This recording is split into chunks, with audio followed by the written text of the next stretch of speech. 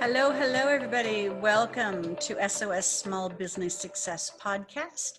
I appreciate each and every week when I hear from you guys sharing that you enjoyed the last week's podcast. Thank you so much. Tell your friends.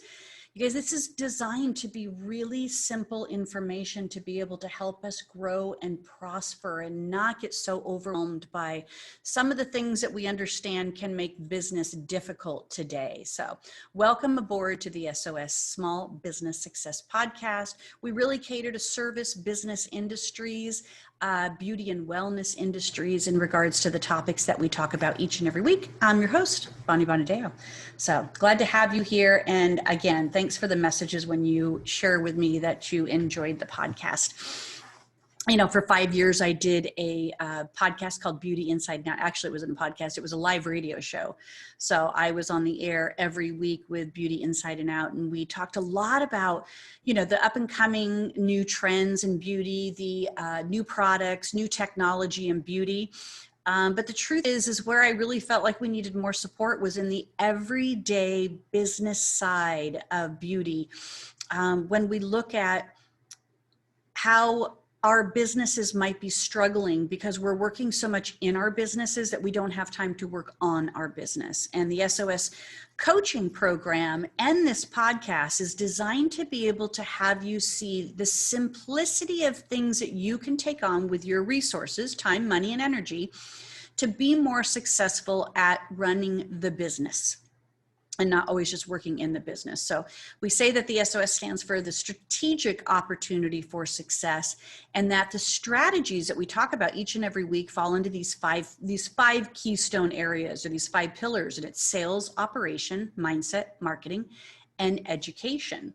And we'll focus on a specific thing or a general topic around one of these. And today, of course, we're going to be talking about sales.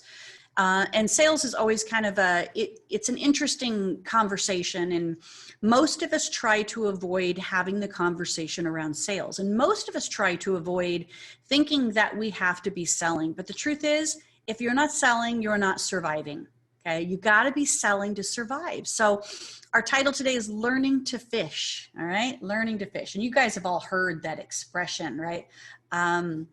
You know, if you give a man a fish, you feed him for a day. If you teach a man to fish, you feed him for a lifetime. So the SOS podcast is designed to be able to teach you to fish so that you can learn to do certain sets and prioritize certain strategies to be able to help your business grow and prosper. Because here's the thing in regards to our keystone strategy today, which is sales. If you continue to avoid selling, you will be devoid of profits. That's all there is to it. There's a point where you have to always be in a selling mindset. And how I define the difference between sales and marketing, because they layer each other, okay? They're not the same at all. You know, sales would be, you have a strategy in place of how to be able to sell. Marketing would be the planned activities to increase sales. Branding, of course, is the personal essence of who you are that you're putting into a marketing strategy in order to create brand awareness and improve your sales. Okay, it's personal. Branding is personal. Marketing is the plan. Sales is the tactic. And you have to be able to have a really good sales tactic in place in order to constantly be in the mindset of growing. And what we also know is that trends vary when it comes to sales strategies. So how we used to sell ourselves in the past, you know, we'd be out and about and we'd hand somebody a business card, was a sales strategy. Today, it involves social media. It involves having a digital presence. But at the end of the day, sales is always about a level of communication. You have to be able to be good at communicating effectively with the potential buyers, whether it is through a marketing campaign, whether it is in real life, or whether it is just random, you know, meeting somebody at the grocery store and handing them a card, right? Okay. I don't care what you call it. You could be saying, oh, well, we don't really sell in our business. We educate people, or we share opportunities, or we solve problems, or we offer suggestions. I don't care what you call it. It's sales. So just get comfortable with this 4-letter word, S-E-L-E, S-E-L-L, either way you put it. Get comfortable with it, because this is going to be the difference between surviving and thriving when you can really up your game in the sales. It's selling 101. It's selling more sophisticated. You got to get good at it. And owners of businesses, you guys should have some certain expectations, some goals. You got to meet certain criteria of expanding, and because you have no time to be stagnant. Okay. So if you're not measuring your sales, then you're not growing your sales. Okay. I know that there's a lot of, maybe data that you have to look at in order to, but you should be looking at weekly sales. You should be looking at monthly sales reports. You should be looking at who's doing the selling, who's not, because then you can dissect down, this person is falling behind the curve.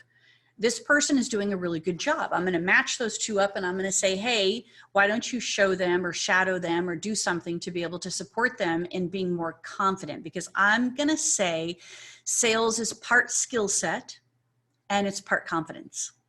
And, we can always learn more skills, but sometimes it's hard for us to be able to look and say, how do I gain more confidence? Well, you get better at what you do. You become more of an expert at what you do. And then you get more confident, okay? And actually selling is easy and fun. It should be exciting to be able to watch yourself grow. There should be, some recognition and some opportunity to be proud of anybody that is growing a business and increasing the sales, okay? But it does require these skills. These are the skills that I'm going to share with you today. It's 2 very important skills. One is listening over speaking. To be a really great salesperson, you have to be a really great listener. And that the listening skills, if you can enhance your listening skills, what happens is that the clients end up selling themselves, because you're engaged in a conversation that is so targeted that they accept the directives that they're taking themselves down and say yes to themselves. You're only just kind of like a prop, guiding them, prepping them. And we'll do some examples on this as well. The second skill that I think is really essential to have to be a great salesperson is the art of storytelling. And I say storytelling over overselling. Okay. So when we say, like in the service-based business, when we say you have to sell your clients retail, well, retail is a word that we use as it's an internal word. You would never say to a client, oh, let me show you what retail we have available for you.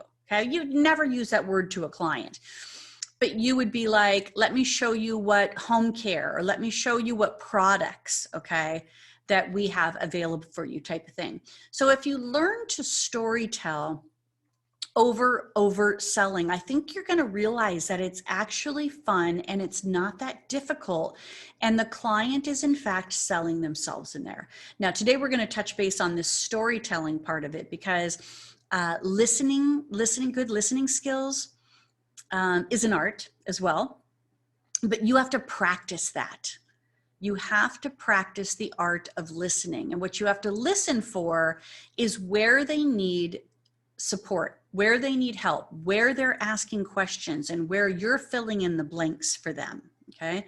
Storytelling, on the other hand, is kind of like a guided approach to being able to make sure that the client is getting the maximum experience with the maximum amount of opportunity and education to have, and I'm going to use a reference of a hair salon here, to have their hair or skin or whatever it is that you're selling look its best or be its best, or help people to have a better life. All right. So we're going to talk about the 4 steps to storytelling her. And the key word here, you guys, is stories. Got to be good at creating stories. And I'm not necessarily talking about maybe the generic story that you think, where it's like, once upon a time there was, but how to incorporate the idea of storytelling conversation into your conversations with your clients to be able to enhance your business, up upgrade, up level your business, sell more to the clients that you have in the chair. Now, there's only two ways to increase sales. One is to sell more to the clients that you have. Two, find new clients. If you can be in a position of selling more to the clients you have while also being in the position of having new clients, then you have a business that is potentially thriving. All right. So let's talk about the art of storytelling here. There's 4 different types of stories. And one of them is kind of an opening story. All right. And I teach this when I teach people about speaking skills, presentation skills, public speaking. This is part of the genre that I teach people when they're creating their presentations to deliver to other people, because all of these stories have to be incorporated within a presentation in order to create a high level of engagement and a high level of buying behavior as well. So here's the 4 stories we're going to talk about today: opening stories, expert stories, authentic stories, and transitional stories. And again, keyword stories. Yeah. Okay. So let's talk a little bit about the opening story. I want you to think about the opening story. So let's say that you are, you're in the service provider world of beauty and wellness, and a new client's coming to you, or an existing client even is coming to you. And the first thing that you do is you create kind of that consultation. You check in with them. How do you want your hair? How was your hair last time? What did you like about it? What don't you like about it? Blah, blah, blah, blah. So you're in this kind of like this inquisitive consultation mode. You're reviewing where they've been and where they want to go, last visit or desired results if they're new. And part of how you incorporate an opening story in here is that what people need to know is that you can A, accomplish what they're looking for, and B, you are expert enough to be able to do it, okay? That you have the knowledge, the skill set to be able to do it. So an opening story has a tendency to be more personal and about you. Now, I know sometimes when our clients are sitting in our chair, we try to make it all about them, but what happens is we end up missing a beat. And the beat is we try to be too much of an expert too soon. And then what we don't have is we haven't built a rapport, we haven't built trust, or we haven't built a strong enough relationship for them to trust going down the path of repeating what somebody else has done, trying something new. There's not enough trust built up there, because what happens is we try to be too much of an expert too soon. An opening story is the ability to be able to share a little bit of yourself. And it would be something like this, like, oh, you know what? I feel like I'm getting too gray, but I don't want to keep being dark. I feel like I need to kind of do something to blend it, so that I can have it last longer without having dark hair and gray roots coming in. Like this is a very popular problem with many clients that come into the salon. Here's how you create the story effect. I understand. I get it. Oh, I know that to be true. Many of my clients struggle with this. As a matter of fact, my mom is one of them that has darker hair. And when she started getting gray, I shared with her that it might be best now if we start doing some dimensional color. And the idea behind dimensional color was it would make the roots less obvious, and it would create that blending effect that she's looking for. And as we do get older, lighter hair does have an opportunity to complement our complexion. Okay, now maybe you wouldn't say getting older. That might have been a faux pas on my part for saying something like that. But as we age, sometimes lighter hair can complement our complexion. I hope that sounded better. Yeah. Now, that was me telling an opening story. It was nothing more than, yes, my mom has a similar situation. So what I was doing is I was kind of reinforcing, I know many clients like this. My mom is one of them. So now you're personalizing it. And if of course my mom's going to trust me to do it, but people then kind of get to know you a little bit. Now they know you have a mom that is also going gray, and there's a similar connection here type of thing. It doesn't have to be the big, my name is Bonnie and I've been doing hair for 27 years, because what happens when we do that is actually a credential or expertise-based story. And it might be too soon for that. So you're creating connection with an opening story. And then she'll be like, oh, yes, I know. It's eventually happens to all of us, where we probably go gray and have to figure out what to do with our hair, type of thing. So that's how the client would respond. She would respond compassionately to you just sharing a sidebar story like that.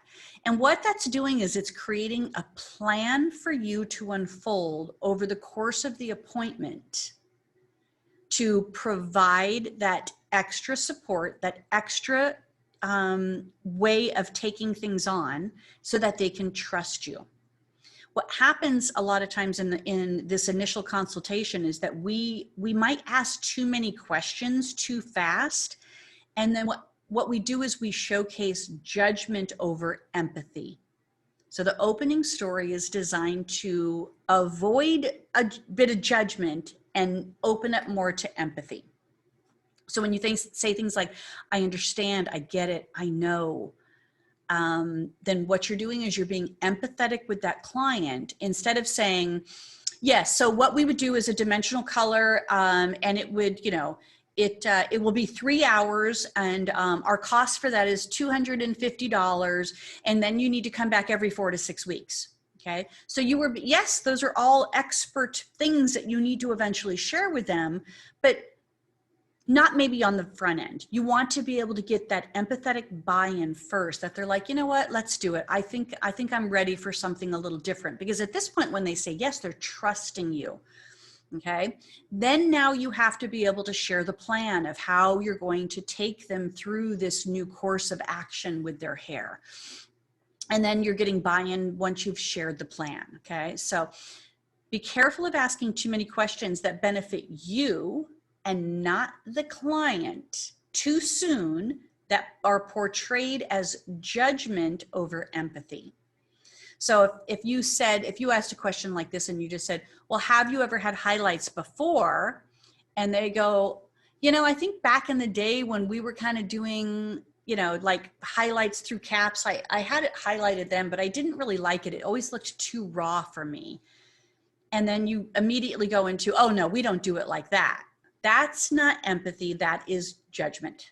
Okay. It may make you sound like an expert, but what it's doing now is making her look uneducated and you look more educated. And you don't want to do that with a client, even though I know we are.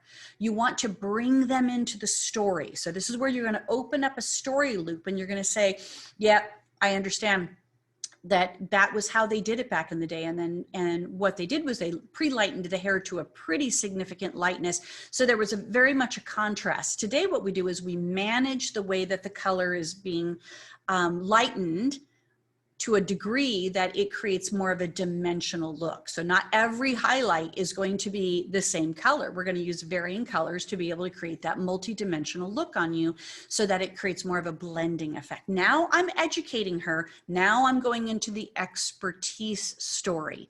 Okay. So that is number one, how to be able to create an opening story. And I transitioned really well into an expertise story.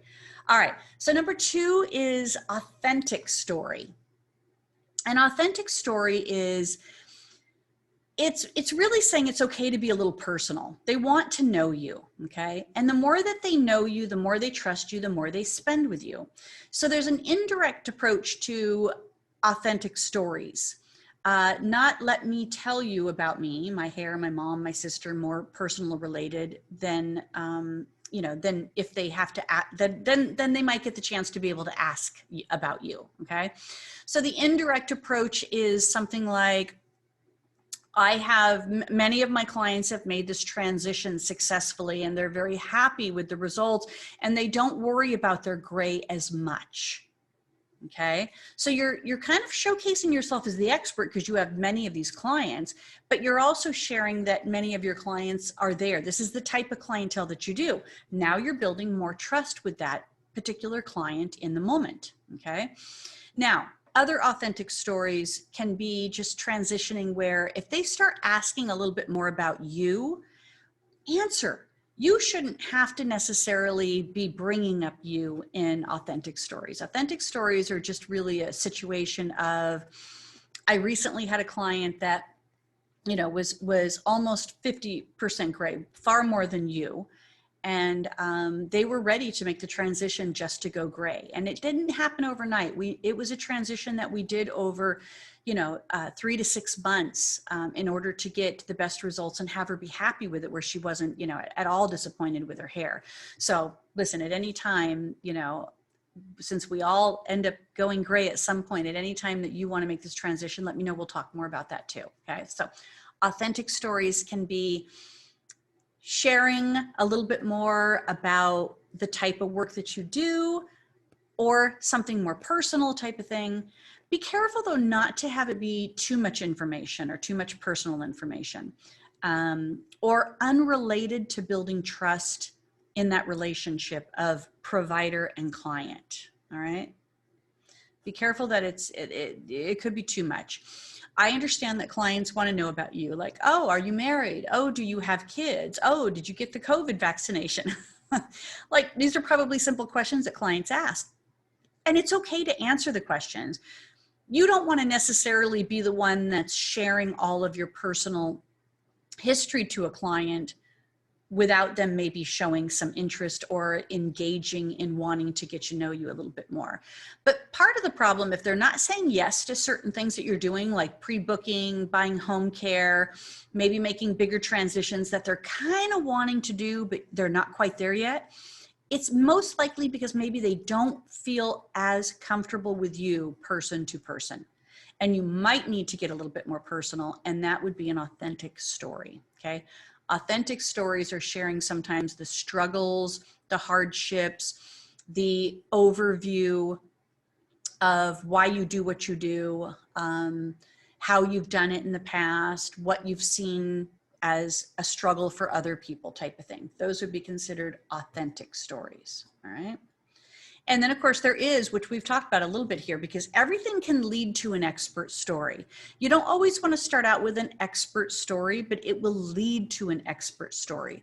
And expert stories are designed to ease expectations and build more trust in you as a provider, in you as a professional, in you as somebody that is going to take on a particular project or task. Now, you could have a small business, part of my small business is coaching and providing marketing and branding services for my clients. And sometimes when I'm working with newer clients, they don't know, listen, I don't have a ton of stuff that I'm showcasing on my website of every client that I've worked on. Most of the work that I do a lot of times with my clients is kind of behind the scenes. So I'm not in a position to be putting it out front and saying, I did this, I did that, I helped them with this, I helped them with that. So I have to story tell my way through opportunities of selling to these newer clients so that they can see that I have the skill set, I have the expertise, and I have the ability to be able to help them with what their concerns are, help them solve their problems in there. So things like recommendations, suggestions, asking curious questions that you can convert into stories is a great way to be able to put expert stories out there. See, because people don't want to be sold, but they want to buy. They want to buy when it solves a problem that they're having, okay? Now, as a business coach, I've always said that there really isn't business coaching. It's kind of life coaching or personal coaching that we tie in their business to, because I can't coach a business. A business is not something that can be in action. I'm coaching an owner, and the owner has to be able to be prepared to take on some of the tasks and actions that coaching requires. This is no different than the type of business that you may have as a small business. Especially if you're a provider-based business, it's the same thing. People are coming in because they want a certain look, a certain thing, a certain way to feel, a certain type of product that supposedly helps them. And ultimately, your job is to be able to help them achieve that desired result and solve problems that are showing up that are preventing them from being able to happen. So, another cautionary place here is nobody likes to know it all. Okay. And everybody wants to feel heard, valued, appreciated, and respected.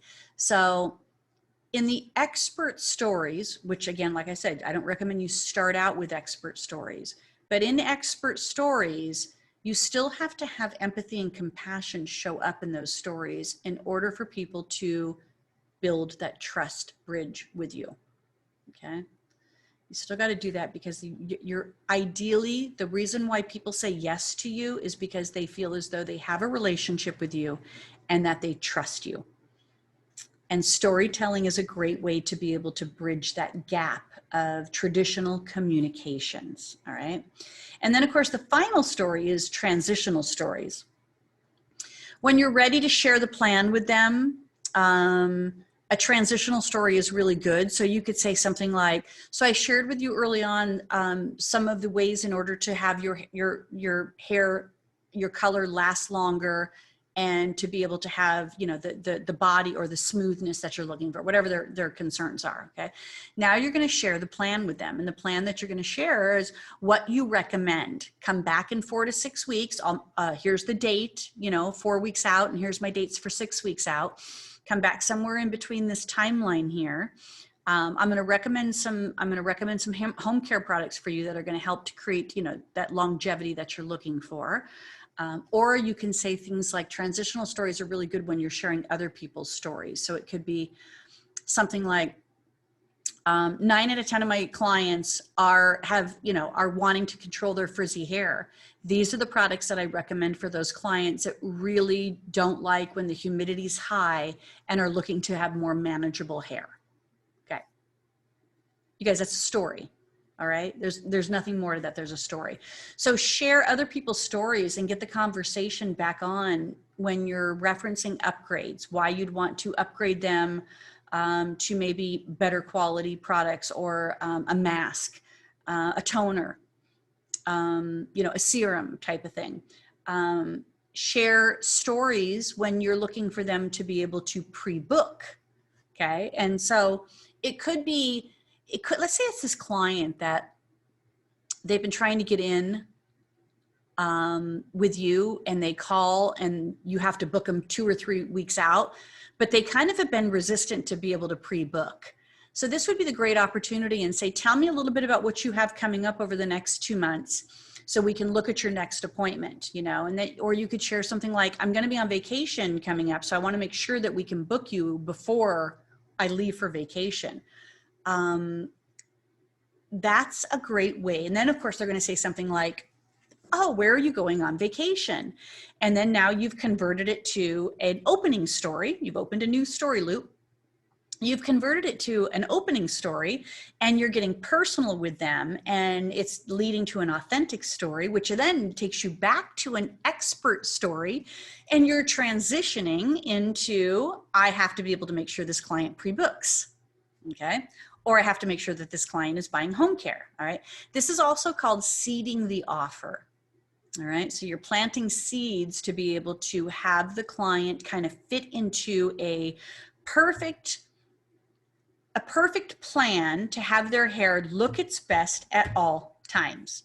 Okay. Higher upgrades, pre-booking so that they're not waiting too long in between appointments, buying home care to be able to have them look their best and have their hair be easeful for them while they're at home.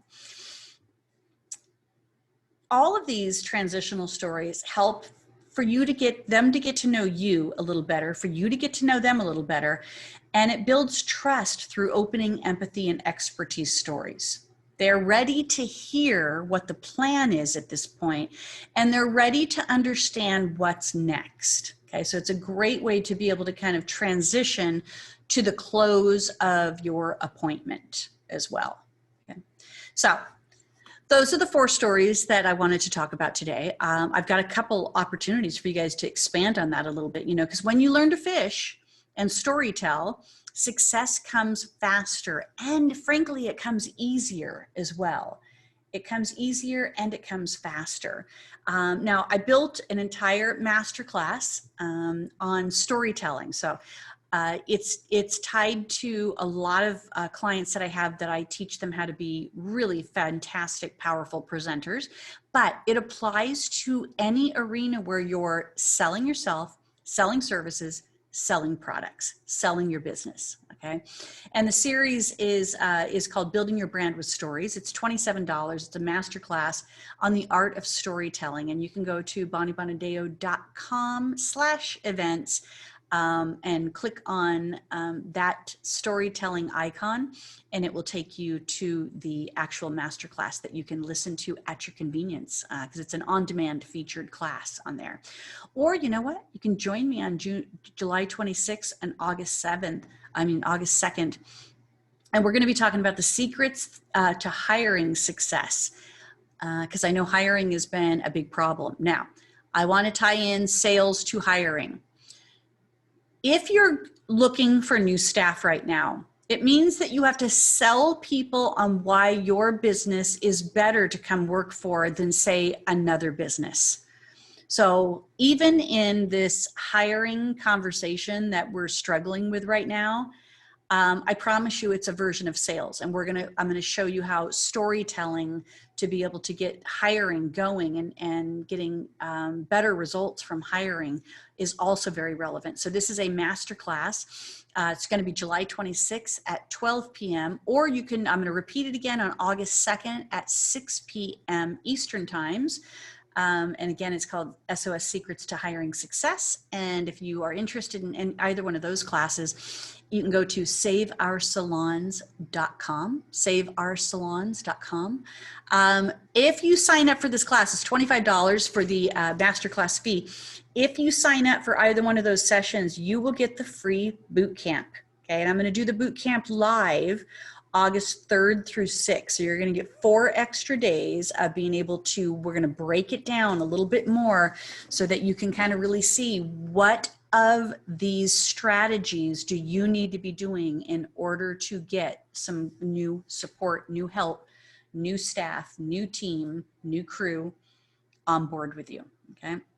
And as always, you guys, you know that you can go to sossaloncoaching.com just to be able to say, Bonnie, I don't know what to do. I don't know what's the right thing for me. I want to just set up an appointment with you and talk it through. You can always do that at sossaloncoaching.com. Yeah. So, all right, guys, thanks for joining me for SOS Small Business Coaching and Podcast, where we're all about building brands that survive while developing you to thrive. All right, we'll see you next week.